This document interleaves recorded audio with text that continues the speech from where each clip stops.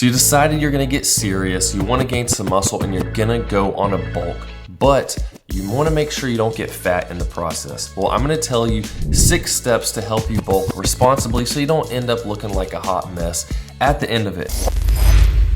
But before we get into those steps, we need to ask one question, and that is, why?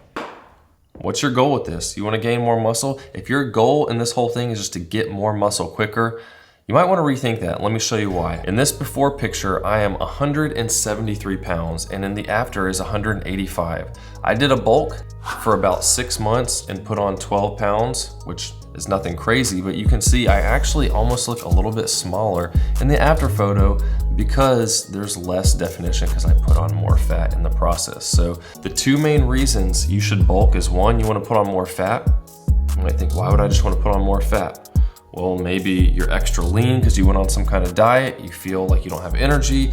Putting more fat on your body is healthier to a certain point, helps everything function better. Or say maybe you were doing a bodybuilding show and super lean and putting on fat, but if you did a bodybuilding show, you probably already know how to do this type of stuff. The number 2 reason, and it kind of goes along with the first, is you want to get stronger faster, because as you get heavier, as you get more fat on you, you will be able to lift more weight quicker. I experienced this myself. In this 6 months of bulking, I added about 30 pounds to my bench press, 40 pounds to my deadlift, and a whopping 60 pounds to my squat. Yes, that is quite true. I went from about 245 for 5 to 6 reps on the squat and just hit 305 for 5 today. So it was quite impressive how much just putting on some extra body fat helped me increase my strength even faster, because you gotta think, fat is just energy storage, and you have excess energy, you can push yourself harder, and it's just easier on your body when you're not super lean and more prone to injury. But if you're just wanting to put on muscle, this other picture, this was 2 years ago, and I put on about 15 total pounds from this before picture of 2020 to the picture of 2021. And that was just by eating roughly around my maintenance every single day. And every 3 months or so, I would bump up my calories by about 100 a day and just keep on going. And I slowly put on muscle, training hard. So before you go on a bulk, you need to consider, do you have everything else dialed in already? Is your nutrition on point? Are you eating enough protein a day, enough calories to maintain or slowly build muscle? Are you getting enough sleep? Because if you're not sleeping enough, that's really gonna hinder your performance, your recovery, all that good stuff. And of course, are you training hard enough? Do you work out enough times a week, splitting up different body parts in different days, making sure you're doing enough sets and reps, pushing yourself to the limit to really force your muscles to grow? If you don't have all that stuff dialed in already, then you need to make sure you even know how to train properly before you just start downing a bunch of food and think it's gonna magically turn into muscles. Seems simple enough, but just like when you're losing weight, you set an end date, you think, okay, I'm gonna lose this much per week, I'm gonna make sure I eat this amount and stick to it so I hit that goal. The same with bulking. Don't just start eating 1,000 extra calories a day and keep on going and decide one day you're gonna quit when you look in the mirror and realize you're fat. Think about, okay, what could I realistically put on without getting fat? And for me, in this case, it was about 12 pounds where I could still see my abs. My body fat percentage is gonna go up, 4%, 5%, something like that. And see if I get stronger in the process. So I had an end date. I said, I'm gonna gain 2 pounds a month approximately and do that for close to 6 months. And it worked out pretty well. I tracked it every single day, and that leads into step number 2. And that is to weigh yourself every single day. Seems simple enough, but you get up in the morning, go to the bathroom, weigh yourself, log it. I did that. I have a list on my phone, my average weekly weights. You take all those weights for the week, average them together, and spit that out. That is your weight for the week. And then you can see your progress as you're going along and determine whether you need to add some more calories, cut back some calories, work it out so that you're not just like, oh, I'm up 5 pounds this week, and I'm up 5 pounds another week, and now I'm getting fat.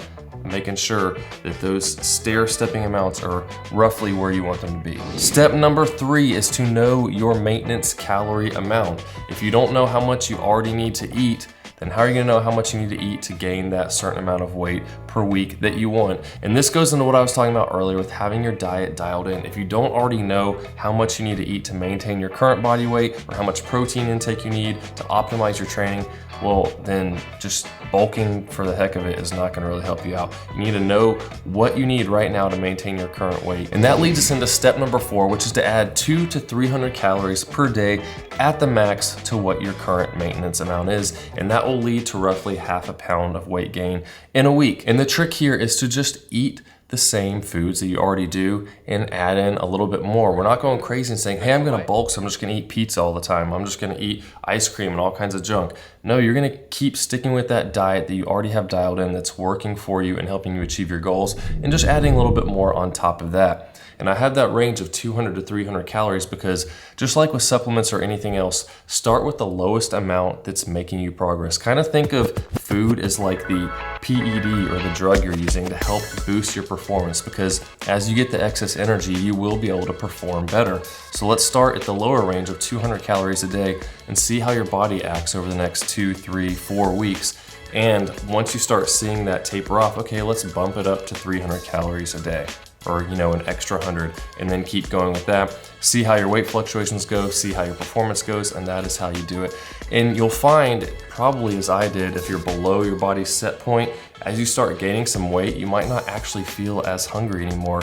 And once I gained the first 4 pounds, I just didn't really feel like eating that much food, and I started changing some of my low-calorie foods into the higher versions. Like maybe I just had some extra syrup, or I started eating some almonds or other types of nuts that are higher in calories just to help me get the extra calories in that I needed after I made sure I got the protein I needed for the day. So save those higher calorie foods for later on, when you might surprisingly find that you don't want to eat as much because you're starting to get at your body set point or maybe going a little bit above. And I remember before, when I was eating around 2,500 calories a day and I was feeling really hungry and thought, oh man, I could just eat 3,000 like it's nothing because I'm hungry all the time. I was a little bit below my body's set point probably. And as I got to it, maybe a little bit past it, now my body's saying, hey, you don't need to eat that much food. And you might think of the math, wait, you're eating 3,000 calories now and it was 2,500 before, that's a 500 calorie surplus. But as you start gaining weight, you have to realize that it's gonna take more calories to support that weight. So as you get up, you might notice, okay, I'm not gaining my half a pound a week or whatever you wanted. It's starting to slow down. Well, now maybe add another 50, 100 calories on top of that to keep that smooth momentum going, instead of, going up really fast at the beginning and then tapering off. Trying to keep a steady, smooth gain throughout the entire process. That leads us to step number 5, which is train hard. Don't go to the gym and just try to get a pump, do some weights, whatever, Go in there with a plan, track what you're doing, and try to push yourself harder each and every time. I've got sheets out in my garage. I've got boards up on the wall with my chalk saying what I did for all my sets and reps. And every time I hit the top range, then I up the weight 5 pounds. And then I try to hit the bottom range of what I'm doing. Whatever it is, for whatever exercise, I'm trying to push myself hard every time and think, okay, I'm making sure I eat this extra food to try to build as much muscle as possible, build some extra strength, and I'm not gonna put it to waste. I'm gonna make sure I put this to good use, because otherwise, what's the point? You're just gonna get fat with no benefit. And the final step of the process is don't cut right away. Once you start seeing pictures of your before and after, you might not realize that, hey, I gained more fat than I thought I would, because on a day-to-day basis, you look in the mirror and you think, oh, I still look the same as I did before. To me, I pretty much thought the same thing. I was like, I don't really see any difference. But then when I got these pictures after 6 months, I was like, I did put on some fat. I mean, it's not like terrible. I don't think I'm fat now, but I definitely have less definition than before.